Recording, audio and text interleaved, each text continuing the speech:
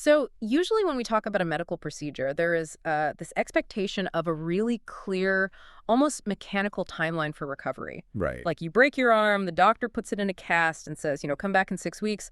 It's binary, it's broken, and then it's healed. Yeah, completely binary. But then you step into the cutting-edge world of regenerative medicine, and suddenly that rigid engineering-based timeline is completely thrown out the window. We're looking at a recovery landscape that is, honestly, it's a bit of a paradox. It really is. So today, we are unpacking a massive stack of clinic guides, medical literature, and aesthetic protocols to answer one highly specific, incredibly pressing question for you. What is the actual recovery time after intimate exosome therapy? And it is, well, it's a question that forces us to completely dismantle what we think the word recovery even means. Because we are no longer talking about repairing structural damage. We're talking about initiating a highly complex, microscopic dialogue with your body's most sensitive tissues. Okay, so to understand that recovery, we first need to set the stage for you. Exosomes are essentially the absolute frontier of regenerative medicine right now. Absolutely. In the clinic protocols we've gathered, they're being utilized heavily for male sexual rejuvenation, like enhancing the traditional P-shot for erectile dysfunction, and for female vaginal rejuvenation. Right, addressing issues like tissue laxity, dryness, and urinary incontinence. Yeah. Which means we are dealing with tissues that are functionally complex, highly vascular, and dense with nerve endings. And what is being introduced into those tissues isn't, a synthetic pharmaceutical or a surgical instrument. It's pure biological communication. Let's visualize that communication. Yeah. If you think of your body's stem cells as the physical construction workers that repair damaged tissue, exosomes are like the microscopic text messages those workers send to the surrounding area, Oh, I like that. telling the local cells exactly how to rebuild. That captures the dynamic perfectly. To look at the biology of those messages, exosomes are tiny extracellular vesicles. We are talking incredibly small, completely cell-free packets. So no actual cells inside them. Exactly, 0 cells. They carry a payload of proteins, lipids, and vital genetic material, primarily messenger RNA. So when a practitioner introduces these vesicles into the penile or vaginal tissue, that mRNA essentially instructs the dormant local cells to wake up and get to work. Like a literal text message. Yeah. They stimulate angiogenesis, which is the biological process of growing new blood vessels from pre-existing ones. They command the local fibroblasts to massively boost collagen production. Wow. And they provide the growth factors necessary to facilitate nerve repair. Which brings us to the central paradox of this deep dive. These clinics from Miami to London are universally promising lunchtime procedures in their marketing materials. I mean, that sets a very specific physical expectation for the patient. Right. They proudly advertise this therapy as having no downtime. But chemically, what is actually happening in the tissue by 5 o'clock that same day? What does no downtime actually mean for your body, your daily routine, and your intimate life when you're injecting cellular text messages into your most sensitive areas? Well, we have to ruthlessly separate the marketing shorthand from the biological reality. Because while no downtime implies you can walk out of the clinic and grab a coffee, it certainly does not mean you will experience 0 physical sensations. Yeah, there is a massive cognitive dissonance here. If my doctor tells me I have 0 downtime and I can seamlessly go back to my desk job, but the clinical literature says my body is actively reacting, that sounds like downtime to me. I completely get that. Let's look closely at that immediate 24 to 48-hour window. Looking at the synthesized clinic protocols, patients can indeed return to their normal day-to-day ambulatory activities immediately. So you can drive, you can sit at a desk. Exactly, you can walk around. Yeah. But structurally, your body is initiating a massive response. For women receiving exosome vaginal therapy, the medical literature notes to expect mild tenderness. There is also potential numbness, simply from the localized anesthetics wearing off. And, very commonly reported, there can be light spotting for 1 to 2 days following the procedure. And on the male side of the protocols? For men receiving exosome injections for erectile dysfunction, the expected reactions include mild swelling, localized redness, or an ache at the injection sites. This is common, but it typically resolves entirely within that first 24-hour window. So why are clinics allowed to separate this biological reaction from the concept of physical downtime? If I'm experiencing spotting or swelling, why isn't that classified as a recovery period in the traditional sense? Because the underlying mechanism of that physical reaction is entirely different from trauma. The physical symptoms you're experiencing, the localized swelling, the redness, They aren't the result of massive tissue damage. Right. It is not like a surgical incision where muscle fibers and tissue planes have been violently severed and require weeks to knit back together. So there's no mechanical wound to heal. Precisely. The reaction is twofold. First, you have a sheer volume response. You are physically introducing fluid into a very tight, highly regulated tissue space. Which causes immediate mechanical stretching. Yeah, distension. But the far more important factor is the biological cascade. You've just introduced a sudden, massive influx of highly concentrated biological messengers. That mRNA we mentioned earlier is literally waking up the body's natural inflammatory pathways. Wait, so the inflammation is intentional? We usually take ibuprofen to stop inflammation. Oh, it's absolutely intentional. In regenerative medicine, controlled acute inflammation is actually the required first step of healing. The exosomes trigger a localized inflammatory response to signal macrophages and fibroblasts to rush to the area. Wow, okay. So you aren't recovering from a wound, your body is simply gearing up for a major renovation project. The swelling is just the biochemical traffic jam of all those repair cells arriving on site. That reframes the immediate aftermath entirely. The swelling isn't a sign that something is wrong. It's a sign that the text messages were successfully delivered and the biological construction crew is clocking in. Exactly. However, if you are getting an intimate treatment, the most pressing question you have probably isn't whether you can comfortably sit at your desk. The core question is, when can you actually resume intimate activities? And this is exactly where the no downtime marketing requires a massive asterisk for the patient. Because the timeline for resuming sexual intimacy is strictly defined in the medical literature, and it is certainly not a lunchtime turnaround. I have to imagine the timeline varies here. The mechanics of male and female arousal are structurally different, so pelvic rest can't possibly be a one-size-fits-all rule across these clinic guides. You are entirely correct. The protocols diverge based on anatomy and the specific depth of the treatment being administered. For women, the clinical guidelines across our sources are remarkably firm. What are they? Patients must avoid intercourse, hot baths, and strenuous lower body exercise for a minimum of 3 to 5 days. 3 to 5 days. Yes. This mandatory period of pelvic rest is designed to allow the vaginal tissues to settle and to ensure the exosome solution isn't displaced or physically pushed out of the target tissue while it's in the crucial early stages of initiating that cellular communication. Got it. And the guidelines for men. For men, the baseline recommendation is that heavy exercise and sexual activity should be avoided for 24 to 48 hours. However, there's a crucial caveat found in the deeper aesthetic literature. Oh. For deep tissue expansion protocols, and specifically for exosome treatments aimed at structural enlargement or severe erectile dysfunction, men may need to abstain from sexual intercourse for up to a full week. Up to a week. I want to pause here because this highlights a really profound contradiction in the regenerative field. How so? Well, we've looked at other sources covering traditional PRP, platelet-rich plasma treatments, which is the standard P-shot utilizes, and those clinics explicitly state that you can resume sexual activity the exact same day. Right. If exosomes are supposedly the more advanced, highly sophisticated evolution of regenerative treatment, why do they mandate a longer waiting period? Why are we waiting up to a week for the premium treatment when the older PRP method clears you by dinner time? That discrepancy gets to the very heart of how these two therapies function on a cellular level. It comes down to the mechanics of arousal versus the fragility of new vascular infrastructure. Okay. Consider what penile and vaginal tissues are actually doing during sexual activity. They're undergoing extreme physical expansion, massive fluid engorgement, and intense muscular contraction. The tissues are subjected to immense mechanical stress and hydrostatic pressure. An incredible amount of mechanical stress. Now, traditional PRP relies on utilizing the platelets from your own spun-down blood to slowly release native growth factors. It creates a generalized healing environment. Right. But exosomes, as we established, are highly targeted. They are actively orchestrating angiogenesis. They are trying to establish delicate, microscopic new blood vessel networks from scratch. So they are actively branching out new, fragile capillaries. Yes, endothelial cells are literally dividing and creating tiny new tubes to carry blood.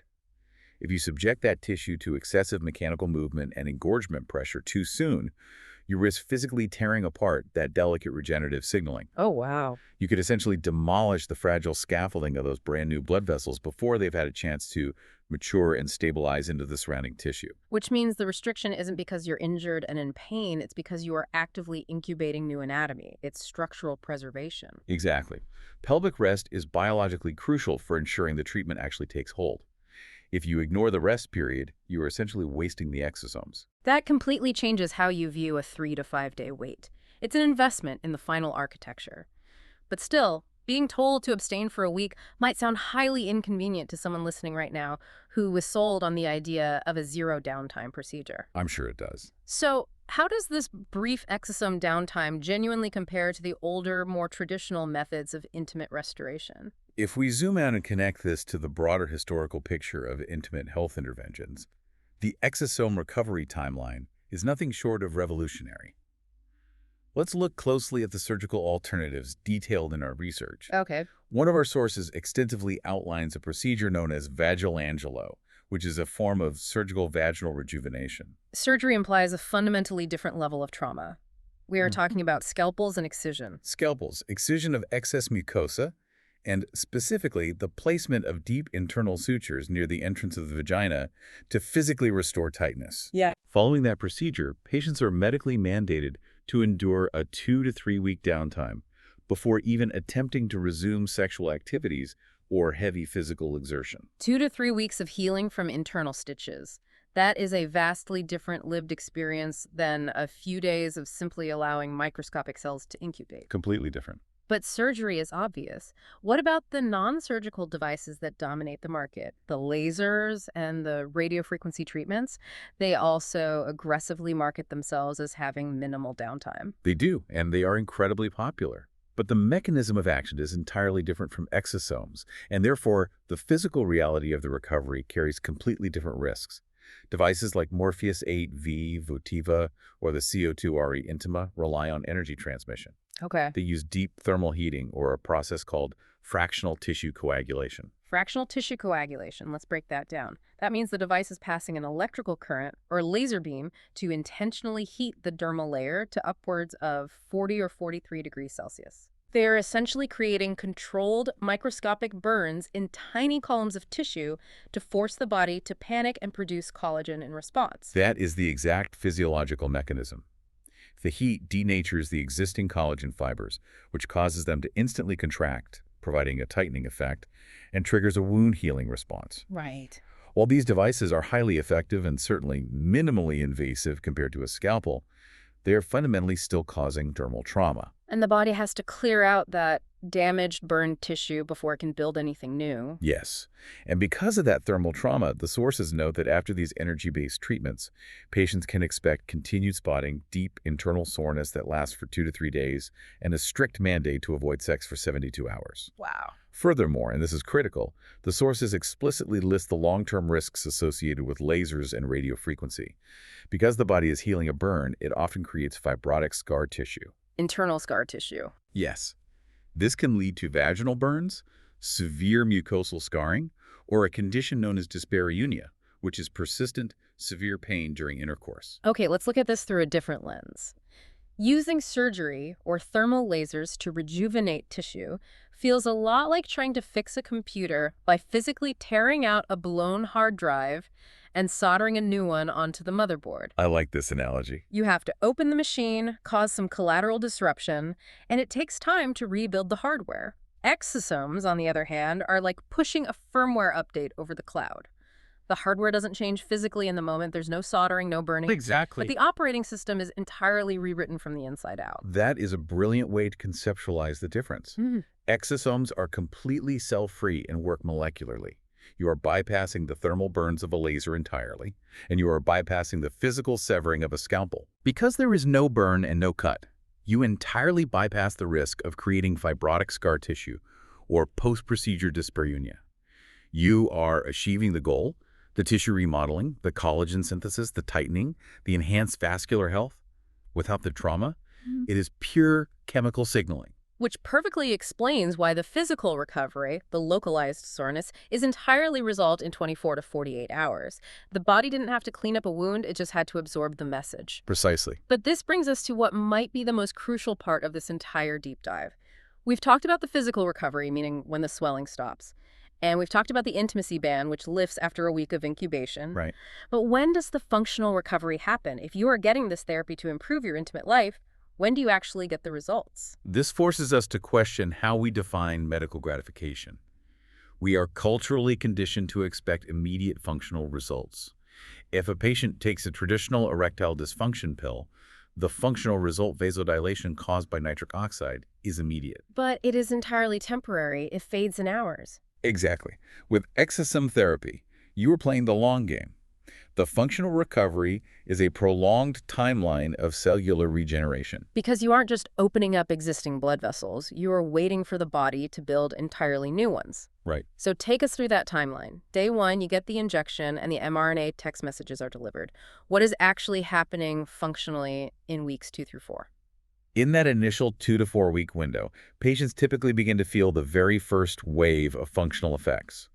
For women, the clinical literature shows this often manifests as noticeably improved tissue hydration, increased natural lubrication, and minor improvements in nerve sensitivity. Okay. For men, there may be early signs of improved resting blood flow and tissue health, but this is just the earliest phase. It's just the foundation being poured. The framing hasn't even gone up yet. Precisely.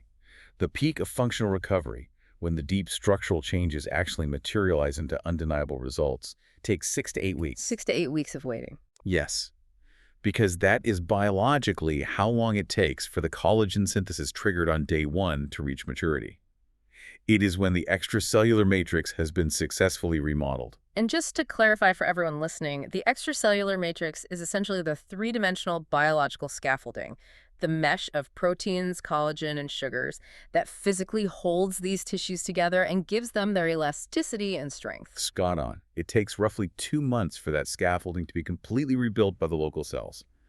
And crucially, 6 to 8 weeks is when the angiogenesis, the formation of those new capillary beds, is complete enough to provide stronger, more reliable, and spontaneous erections for men. Or profoundly enhanced vaginal tone and mucosal health for women. Exactly. The full maximum regenerative benefits truly peak around the 3-month mark. That is a remarkably long time to wait for a result when we are so deeply used to popping a pill and seeing an effect in an hour. It really requires a total paradigm shift for the patient. You cannot rush biology. No, you can't. The exosomes deliver the architectural blueprint on day 1. The text messages are sent and received instantly, but your body's cells still have to do the heavy lifting. They have to metabolically lay down the collagen, construct the capillaries cell by cell, and repair the myelin sheaths of the nerves. Yep. That biological construction project takes 3 months, no matter how much you paid for the procedure. It forces the patient to become an active participant in their own healing timeline, rather than a passive recipient of a quick fix. It really is a complete paradox of recovery. Let's synthesize everything we've uncovered for you today, because we've navigated some incredibly dense medical literature and competing timelines here. We definitely have. Recovery from intimate exosome therapy operates on 3 completely different, overlapping tracks simultaneously. First, physically, you are back on your feet the exact same day. You are dealing with only minor, localized soreness or spotting resulting from controlled inflammation, which resolves in 24 to 48 hours. Correct. The physical downtime is practically non-existent. Second, intimately, you are on a brief, mandatory hiatus. You need to observe strict pelvic rest for anywhere from 2 to 7 days, depending on your anatomy and the depth of the treatment. And this isn't because you are hurt, but to protect the delicate new microscopic structures forming in the tissue from being crushed by mechanical stress. Right. And third, functionally, your body is in a state of active, ongoing recovery and rebuild for up to 3 full months. It is continuously regenerating tissue, building new blood vessels, and remodeling the extracellular matrix from the inside out. It is a profound shift in how we approach human healing. And parsing through all of this literature leaves us with a rather fascinating concept to mull over. Yeah, what's that? If science can now successfully isolate the exact chemical signals, these microscopic exosomes, that tell our most sensitive, highly complex tissues to completely repair themselves with almost zero physical trauma, what does this mean for the entire future of modern medicine? Oh, it completely rewrites the playbook. If our bodies are fundamentally just waiting for the right microscopic instructions to heal from the inside out, are we rapidly approaching a future where invasive surgeries with scalpels and internal sutures and harsh thermal lasers that intentionally burn tissue to prompt a response are viewed as primitive relics of the past? Wow. Are we moving away from an era of crude medical mechanics into a new era of pure biological communication? That is an incredible thought to leave on. Imagine a world where the surgical sledgehammer is retired forever, and all we need is the right microscopic firmware update to tell our bodies how to fix themselves. Well, thank you for joining us on this deep dive into the paradoxical, utterly fascinating world of exosome recovery. We hope you walk away today not just with the facts on how these therapies work, but with a profound new perspective on what your body is truly capable of when it receives the right message. Until next time, keep exploring and keep asking the deep questions.